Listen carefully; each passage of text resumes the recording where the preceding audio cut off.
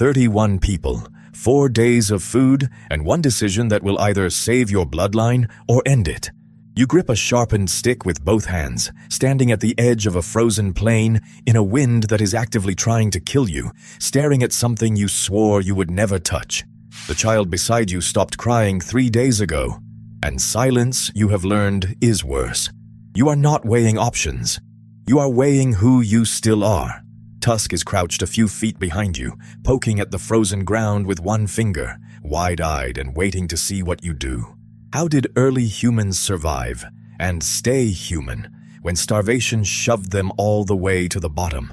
Because the honest answer to that question does not just describe ancient hunger. It rewrites where human culture, cooperation, and even the idea of right and wrong actually came from. And it starts right here, in the worst moment of your life, 60 seconds before you decide. What if your teeth were keeping a diary you never agreed to write? Turns out, they were. And scientists can read it 36,000 years later. Here's the obvious pushback. Enamel lines show up from illness and weaning stress too, not just famine. So how do we know the Neanderthals at Spy, Belgium, weren't just teething badly or fighting off a cold? The answer is pattern. A single line suggests a rough week.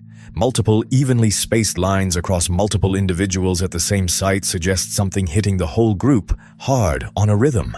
And that rhythm looks a lot more like a food calendar than a coincidence of childhood ear infections. The mechanism has a name, and it earns one: enamel hypoplasia signature. When your body is under severe nutritional stress, it simply stops building tooth enamel, the way a city stops paving roads during a crisis. When the crisis passes, growth resumes, leaving a faint groove. A growth arrest line pressed into the tooth like a ring in a tree. You carry it forever. The Neanderthal specimens recovered from Spy show these lines repeating, which means the stress wasn't a one-off disaster, but a seasonal pattern, a beat the body knew was coming back. Now, fast forward about 28,000 years to Windover Pond in Florida, where Glenn Doran at Florida State University analyzed skeletal remains from a population dating roughly 7,000 to 8,000 years ago. More than 30% of those individuals carried Harris lines, the bone equivalent of the same signal, indicating repeated starvation episodes across a lifetime. Not one bad winter. Expected, almost. Your ancestors were not surprised by hunger. They were scheduled for it. This is what the enamel hypoplasia signature actually means, once you sit with it. Starvation is not an event. It is a rhythm, pressed into your body, whether you were conscious of it or not, whether you told anyone or not, whether anyone helped you or not. The teeth remember, even when the person forgot, or died, or left no other trace. You were not defined only by what you chose to do. You were shaped, at the cellular level, by what kept almost killing you. And if hunger was this intimate, this frequent, this written in, the next question follows like a shadow, which is exactly where we're going in Ringing the Bone, where a single desperate act turns out to have consequences no one saw coming. You are standing over a pile of cracked femurs, and the soup smells like nothing good. The meat is already gone. Eaten days ago, every scrap stripped by people who were not wasting time on manners. But the animal is not finished yet, because you are not finished with it. And this is the whole point. Around 17,000 years ago, during one of the coldest stretches of the Magdalenian period, people at Verberie in northern France were doing exactly this: boiling long bones in pots until the fat rose to the surface, then skimming it off and drinking it. Francine David's analysis of that site documented the pattern in exhaustive, slightly haunting detail. The bones were not cracked casually. They were worked with systematic precision, split lengthwise, boiled, processed, in what researchers now call caloric extraction cascade, a staged, deliberate dismantling of every last unit of energy a carcass could yield. Tusk, for the record, gives this process one slow nod and says nothing. The nod says everything. The caloric extraction cascade is not a trick. It is a philosophy. When surface calories vanish, you go deeper, into fat pockets, into connective tissue, into the marrow hiding inside bone, like a very small savings account you really hope not to touch. The cascade means you never declare the food source empty. you just move to the next layer down. It is, honestly, an impressive piece of systems thinking for people who had not yet invented writing or pants. And Verberi is only part of the picture. Around 8,000 years ago at Heinz Cave in Texas, Von Bryant at Texas A&M University analyzed human coprolites, which is the scientific word for fossilized feces, and yes, that is what was analyzed, and found lizards, insects, and raw plant fiber all showing up together. This is not a varied and adventurous diet. This is the dietary signature of a population broadening its intake to the absolute limit of what the body will accept, eating things that are barely worth the energy of chewing them, because the alternative is not eating at all. Here is the meaning that lands like a rock. Human ingenuity under starvation is not heroic. It is not clever improvisation. It is a cold, exhausted, desperate dismantling of every calorie in reach, one layer at a time, until there are no more layers. Tusk mouths the motto. You already know the motto. Extracting every calorie from one carcass buys you days. But what strategy buys seasons, which is the question that opens the last taboo? So here is the uncomfortable question you have been avoiding. Did people actually eat each other? Or is that just something historians whisper to make the past sound dramatic? The answer, backed by bone and blade marks, is yes, and the evidence is colder and more clinical than any horror story. This matters because intraspecific caloric cannibalism sits at the exact edge of what we call human behavior, which means understanding it tells you something true about where the line actually is. And where the line is, it turns out, is wherever hunger puts it. Lee R. Berger at the University of the Witwatersrand documented butchery cut marks on Homo naledi bones inside Rising Star Cave, South Africa. Marks that match the same technique used on animal prey, applied to members of your own genus. Tusk looks at the bone photographs for a long moment, then gives a single slow nod. We do not speak of the Rising Star bones, but the bones speak anyway. And what they say is that food stress can redraw the boundary between kin and calories long before our species was fully, recognizably us. Then the same pattern shows up much closer to you in time. Sylvia Bello at the Natural History Museum. London studied human remains from Gough's Cave in Somerset, England, dating to around 14,700 years ago, and found cut-marked, marrow-extracted skulls treated with the same systematic efficiency as a butchered deer. Not hasty. Someone at Gough's Cave was very, very organized about this, which is somehow the detail that makes it worse. Here is the status flip. You assumed that the people who ate strangers in rival groups were the dangerous ones, the outliers, the monsters across the valley. But the evidence points inward. The boundary did not break between enemies. It broke inside the group, among people who shared a fire. It broke inside the group. Sit with that. The line between us and food is not a moral absolute hardwired into every human stomach. It is a line that hunger can redraw, quietly, with a flint blade, in a cave in Somerset. Your instinct says that crossing it would be unthinkable. Every person at Gough's Cave probably agreed, right up until the season they did not.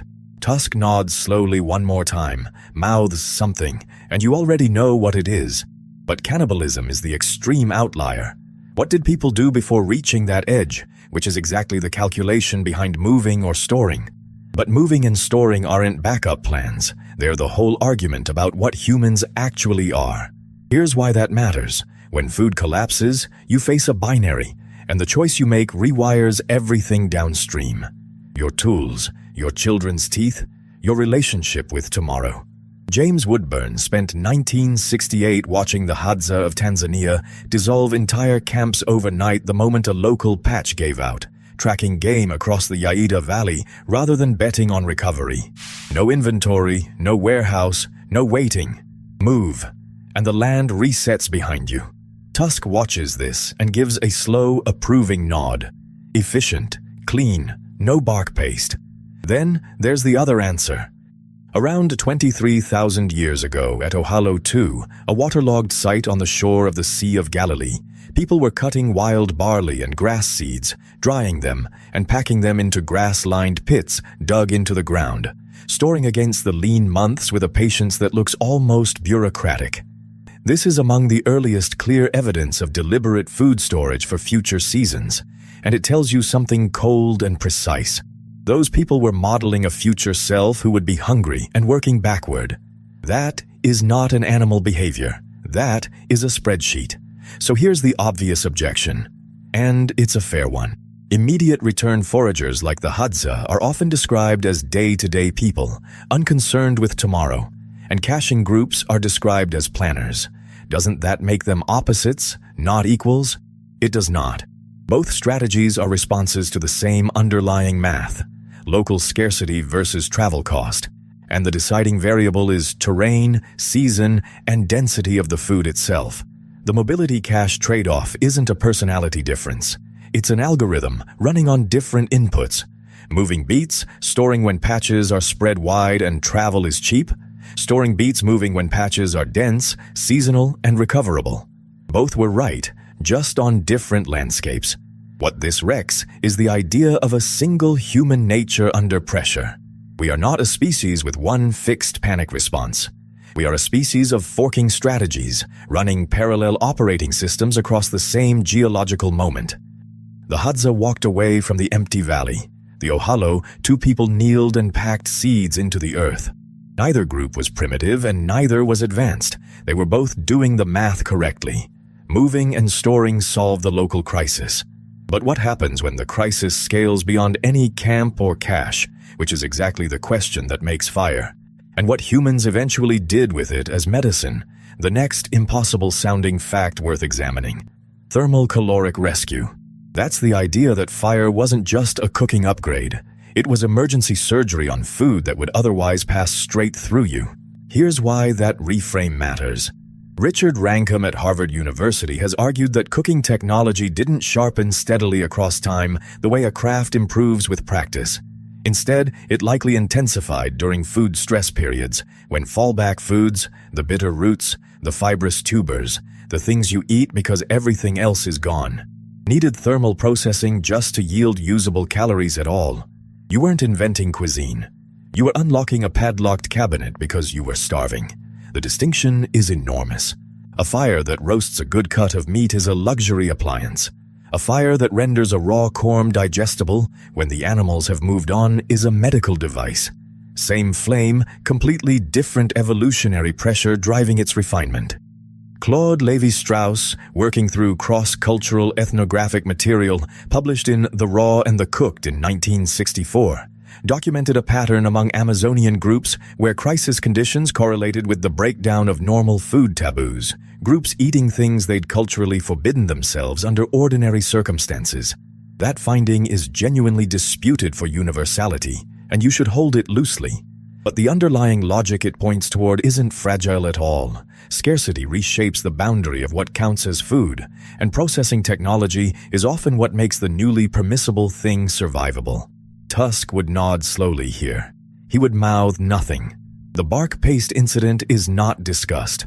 What this means for understanding you, your lineage, your brain, your daily assumption that technology is a product of success, is that the sharpest evolutionary pressure on human ingenuity almost certainly came from the worst weeks, not the best ones.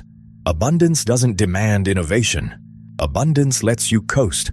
Scarcity is the thing that forces a cognitive leap at 2 in the morning, when the only option left is the route that tastes like regret and smells like a wet boot.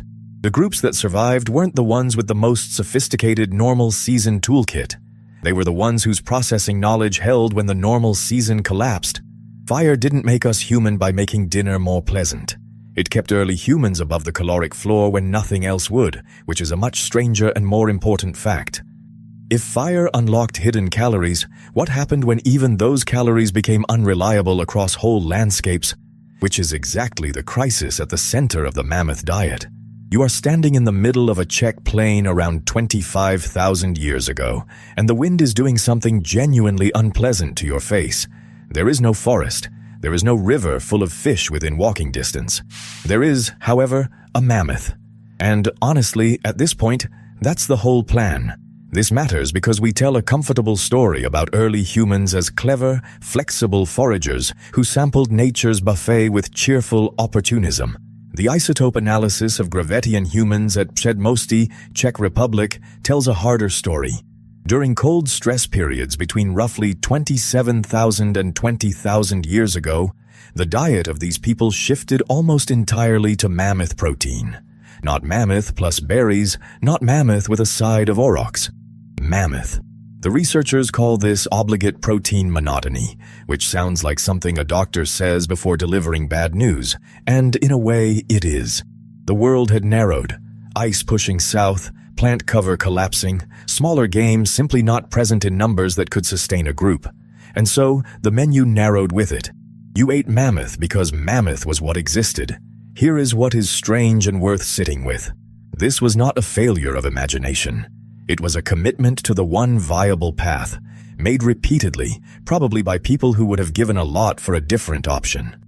There's some evidence from Przedmosty that nearly every large bone was processed, marrow cracked, grease rendered, which suggests a population squeezing every calorie from an animal they understood with something close to obsessive precision. One of Tusk's slower nods here acknowledges this without celebration. Correct choice. The strontium isotope studies of Ötzi's Bronze Age contemporaries in Alpine Italy, around 5,300 years ago, show a different pressure producing the same logic, seasonal migration up and down altitudinal bands, following game when valley-level food dried up.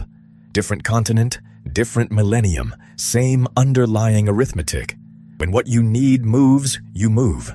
When it runs out everywhere except one direction, you go that direction and you commit. Human dietary flexibility, it turns out, has a hard floor, a point where the options genuinely collapse to one, and surviving means being very, very good at that one thing.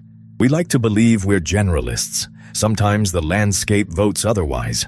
Nobody speaks of the bark-paced years. What happens to a people when even their single reliable food source collapses entirely is precisely what we follow next in Walking to Water. You might reasonably ask, weren't early humans curious, bold, natural-born explorers? Sure, but curiosity doesn't make you swim. Around 10,500 years ago, people on the Anatolian coast were doing something that should have been impossible. Crossing open water to Cyprus, roughly 70 kilometers of sea, with no visible shore on the other side. No GPS, no guarantee, no going back for a forgotten bag. The obsidian tools they carried, volcanic glass napped in Anatolia and found in Cyprus sites dated to that exact window, prove they made it. What drove them onto the water almost certainly wasn't wonder. It was an empty stomach triggering a famine-forced migration event, and the distinction matters enormously for understanding who we are.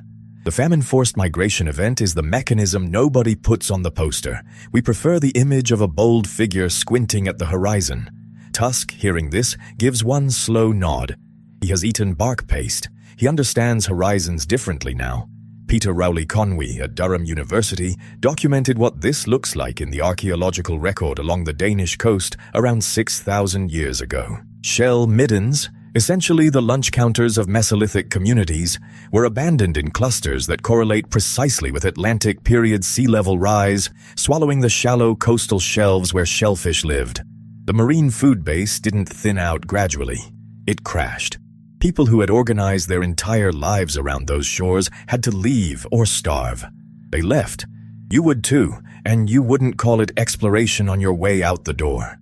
That's the uncomfortable rewrite hiding inside the grand narrative of human expansion. Courage is real, but desperation is faster. It doesn't wait for good weather or a consensus meeting or someone to draw a map. It just moves you, the way a burning building moves everyone in it, regardless of their feelings about stairs. What lands here, if you sit with it, is that some of the most consequential journeys in human prehistory were made by people who had already lost everything worth staying for. The Anatolian crossings, the Danish coast abandonments, these aren't failure stories dressed up as adventure. They're proof that the species that eventually covered every continent did so partly because collapse kept forcing its hand. Desperation is one of history's greatest engines of discovery, and it has never once cared about your ambitions. Migration moves people to new lands. But what happens when those new lands also collapse, which is precisely the question that opens the Feast Compact? The migration chapter proved you could walk away from disaster, but walking away is not the strange part. The strange part is what you build when there is nowhere left to walk. Sometime around 5,800 years ago, the Peruvian coast was one of the richest food environments on Earth. Cold, upwelling water, thick with anchovies, communities built entirely around hauling them in. Then an ENSO event, a collapse of the current system, simply erased that protein supply. Michael Mosley at the University of Florida documented the shift in the archaeological record. Coastal populations pivoted inland, fast, converting to farming on land that had never needed to feed them before. The anchovies left and the people followed the soil. Nobody voted on it. Nobody put it on a calendar either. Here is where Brian Hayden of Simon Fraser University enters in 1990 with an idea that should probably make you uncomfortable about every wedding you have ever attended.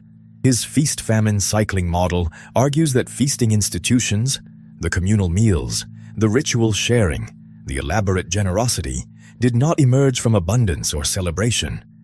They emerged from the specific, terrifying problem of cyclical surplus followed by collapse. You feast now, publicly, conspicuously, pulling everyone into the ritual, precisely because doing so creates the social obligation that keeps them feeding you when the anchovy current dies. The ceremony is a contract. The roasted meat is a down payment on a debt nobody has incurred yet. Tusk, hearing this, gives one slow nod. He has eaten bark paste. He does not discuss it. What this means is genuinely strange. Hierarchy, ceremony, generosity on a grand scale, the textures we associate with advanced human society, may not be achievements layered on top of survival. They may be scar tissue grown directly over the wound of famine, the body of culture hardening around an old injury. The feast is not proof that life got easier. The feast is proof that collapse happened often enough to require a permanent institution to survive it. You are not celebrating.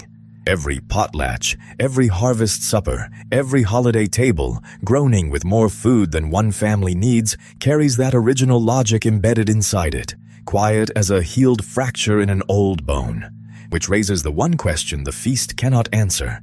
If feasting institutions buffer collapse, what happens when starvation pressure becomes permanent enough to rewire not just behavior, but biology and food itself?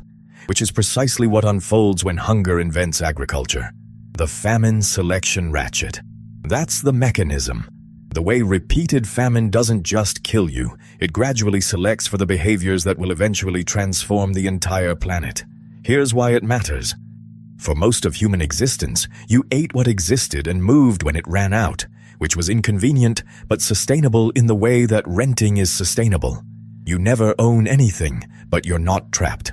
Then, around 12,000 years ago in the Fertile Crescent, that arrangement quietly collapsed, and you started doing something no animal had ever done. You stayed. Not because it was brilliant, because you were starving. Clark Spencer Larson at Ohio State University found the forensic evidence written directly into teeth and skulls from coastal Georgia populations around 4,000 years before present. Increased dental caries from carbohydrate-heavy fallback foods and porotic hyperostosis, the telltale pitting in skull bone that marks iron deficiency from a diet that had quietly gone desperate. These weren't the marks of people who discovered agriculture and thrived. These were the marks of people who broadened their diet because the good options were gone.